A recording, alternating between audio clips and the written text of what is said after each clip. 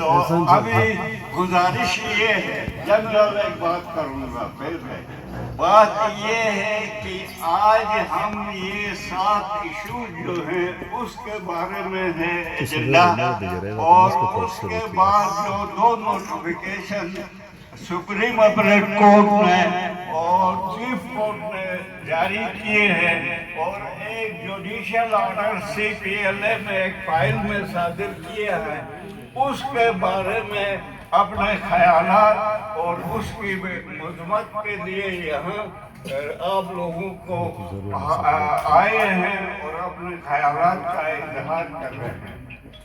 تو اس کے علاوہ جو 7 ہمارے مطالبات جس کے بنیاد پر ہڑتال ہوئی، اور اسی ہڑتال کے دوران 2 نوٹیفیکیشن اور ایک جوڈیشل آرڈر آیا سپریم کورٹ کا اور چیف کورٹ کا، اس کو ریکال کرنے کے لیے، منسوخ کرنے کے لیے، اس کی مذمت کرنے کے لیے ہم یہاں جمع ہوئے ہیں کہ یہ دونوں نوٹیفیکیشن اور جوڈیشل آرڈر جو ہے بلا اختیار ہے، بلا جواز ہے اور انتقامی ہے، آپ کی ہڑتال کو، آپ کی یکجہتی کو ڈرا کر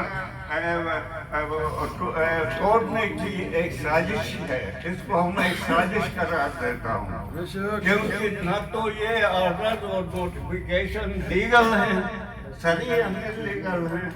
اس سے اتفاق کرتا ہوں اپنے احسان صاحب سے، یہ کوئی انسولڈ اور انلیگل مائنڈڈ کے جاری کردہ نوٹیفیکیشن ہے، کوئی تو ریکال کرنا چاہے۔ البتہ جو اگر کوئی ہمیں بلاتا ہے تو جنگ کے دوران میں بھی مذاکرات ہوتی ہیں، لیکن دوسرا فریق تیار ہو، یہ نہیں کہ ہم ان کے پاس جا کر فریاد کریں، ہمیں فریاد کرنے کی ضرورت نہیں ہے۔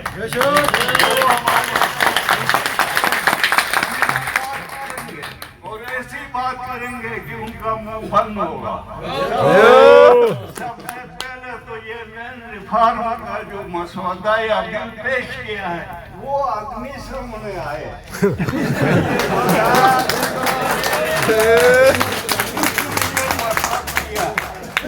وہ دکھائے، کابینہ ہمیں دکھائے۔ انگریزی میں ایک ہے، وہ ان کو دکھایا نہیں ہے، انگوٹھے لگا کر کابینہ سے بات تو اس لینڈ کے بارے میں نے 2-3 انٹرویو بھی دیے ہیں کہ ان کی سٹیٹس کیا ہے، بنجر زمینوں کی، چراگاہوں کی، شاملات زمینوں کی۔ واضح طور پر یہاں میں نے پچھلی دفعہ بھی وضاحت کی تھی، آج بہت سارے جوان نوجوان وکلا بھی ہیں، اس لیے میں تھوڑا سا اس پوائنٹ پر زیادہ زور دوں گا کہ ہماری یہ زمینوں کی سٹیٹس کیا ہے، کون اس کا مالک ہے، کون اس کے متعلق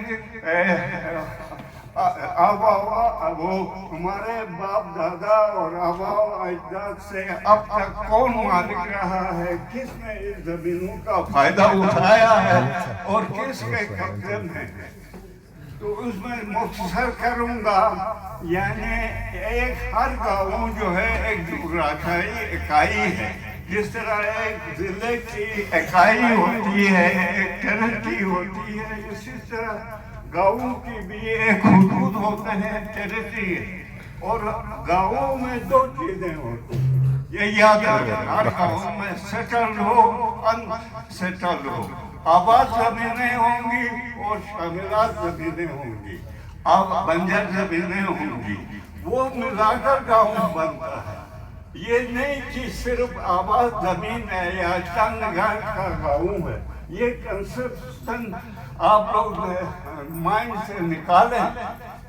گاؤں مینز حدود، جہاں تک اس کی چراگاہیں ہیں، جہاں تک ان کا قبضہ ہے، جہاں تک سے وہ مفاد اٹھاتے ہیں، وہ گاؤں کا حدود ہے۔ تو اس حدود میں جو کچھ ہے اس کے मालिक आबाद ज़मीन के भी और शामिलात ज़मीन के भी वो अहलियान दही मालिक है। मैंने रेवेन्यू के सैकड़ों केसेस किए हैं पाकिस्तान के अनसेटल्ड एरिया के यहाँ के। तो इसकी पोजीशन ये है जनाब, रिकॉर्ड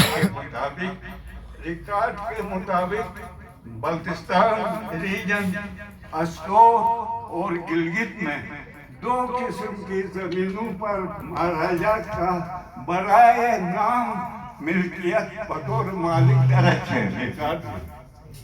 वो जमीनें कौन सी हैं? हमारी आबाद जमीनें और शामिला जमीनों की मिल्कियत महाराजे ने हमें दे दी है।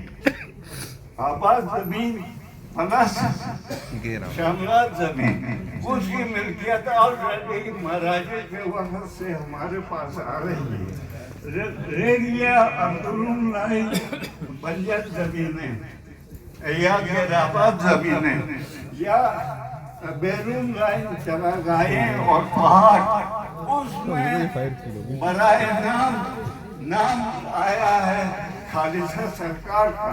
खालिसा सरकार जमीन का नाम नहीं है, गलत इस्तेमाल हो रहा।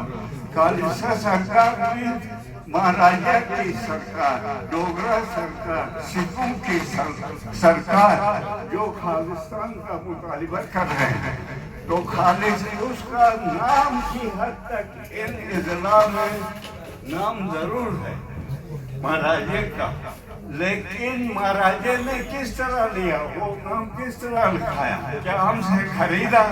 क्या हमारे साथ कोई मुआहिदा हुआ महाराजे का? नहीं, उसने जबरन हमला करके लोगों का कत्लेआम करके मुडूरी कोर्ट में हजारों आदमी कत्ल हो गए। उसके बाद वो काबिज हुआ, अपना आमिराना बादशाही कानून नाफिज किया और हमारी अंदरून लाइन जमीनें बंजर चरागाहों पर भी अपना नाम रिकॉर्ड में रखा। ये है सेटल एरिया की पोजीशन। अब आ जाए अनसेटल में महाराजे का तो नाम ही नहीं। आप दरे संगीत देखें, आप चिराग देखें, आप गिजर के इलाके देखें, उधर खालिसा सरकार की महाराजे की जमीनों का कोई कसूर ही नहीं है, न कोई मेरा चैलेंज है वो दिखाएं कि कहाँ महाराजे ने कब्जा नहीं किया है, तो तुम किस तरह कब्जा कर सकते? महाराजे ने आपका गिजर पर, आपके चिलास पर, हमजा नगीर पर, तो इसलिए हमने कोशिश की है कि एलियानदे को ही बतौर शामिलात मिल्कियत मिल जाए। जिस तरह अपने औरंगजेब साहब ने बताया है, हम वो ये जो हुदूद के अंदर जो कुछ है, हम इस एक्ट के जरिए कोशिश कर रहे हैं कि वो लोगों को किसी न किसी तरीके से मुंतकिल हो जाए। अब आ जाए आप इस पे ये 2 नोटिफिकेशन और वो, तो उसके बारे में मैंने अर्ज किया कि ये अनसाउंड माइंड का इलीगल ऑर्डर है, और जब तक ये खत्म नहीं होता है, जब तक वो रुजू नहीं करता है कि मुझसे गलती है, जिससे गलती हुई उसको मानना चाहिए, तो फिर हम उससे बात करके हमारे जिम्मेदारान अब उसको हल करेंगे। लेकिन साइड बाय साइड हड़ताल में कोई वो नहीं आना चाहिए। आपको याद नहीं है कि हमने जब एक जज चेयरमैन चीफ कोर्ट आया तो 11 महीने हमने उग्रान हड़ताल की है। आप चंद दिन के हड़ताल से न घबराएं, 11 महीने हम हड़ताल पे रहे और फिर कहीं जाकर ये बेंच बन गया चीफ कोर्ट, तो कुछ बर्दाश्त करना होता है और हम बर्दाश्त कर रहे हैं। सर्दियों में 2.5 महीने कोर्ट बंद है कि नहीं, गर्मी में 1 महीने बंद है, یہ بھی زیادتی ہے عوام کے ساتھ بھی وکلا کے ساتھ بھی. اتنی لمبی عرصے کے لیے کورٹس بند نہیں ہونے چاہیے, انصاف کے دروازے بند نہیں ہونے چاہیے.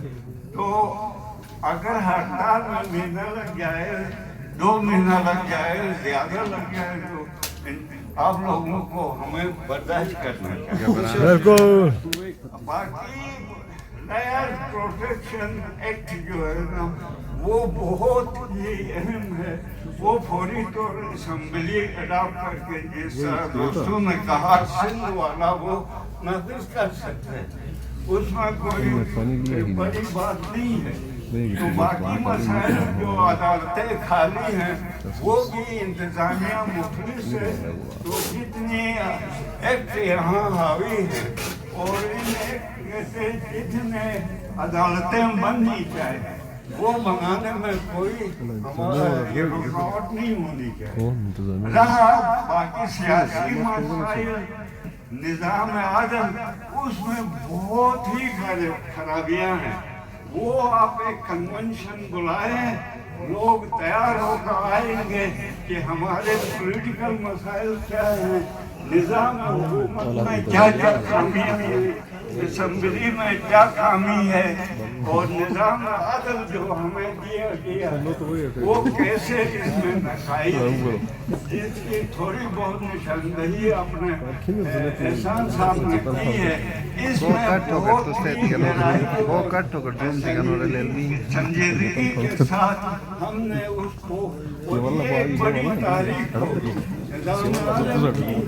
اور آئینی حقوق کی اور پولیٹیکل حقوق کی, اس کے لیے بھی ہم نے اسی تاریخ کو آگے بڑھا کر اس میں تبدیل کرنا ہے. وہ ہمارے یہ ذمہ داران آگے بڑھیں گے. فی الحال آپ اپنی توجہ انہی 7 مطالبات پر رکھیں. اس کے بعد یہ 2 بڑے گمبھیر مسائل ہیں. نظام عدل ہمارا ناقص ہے, سپریم کورٹ کا اور چیف کورٹ کا, اس کی درستی چاہیے. ہمارے بنیادی حقوق نہیں ملتے ہیں, اس کا بڑا مسئلہ ہے. ابھی ہمارے حقوق کا مسئلہ آیا تھا اور دھرتی کے حقوق کا مسئلہ آیا.